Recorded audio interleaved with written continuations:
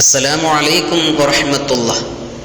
ഇന്നൽ ഹംദുലില്ലാഹ് വസ്സലാത്തു വസ്സലാമു അലാ റസൂലില്ലാഹ്.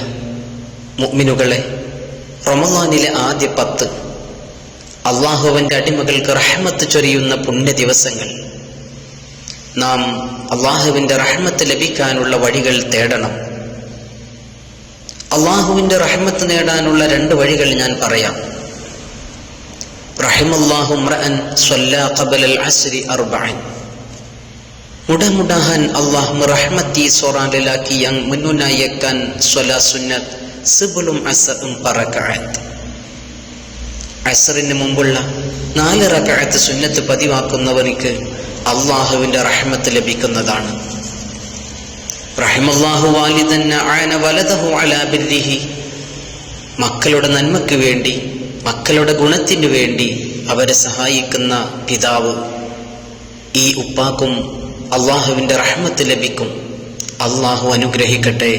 അല്ലാഹുമ്മ റഹംനാ യാ അർഹമർ റാഹിമീൻ. അസ്സലാമു അലൈക്കും വറഹ്മത്തുള്ളാഹി.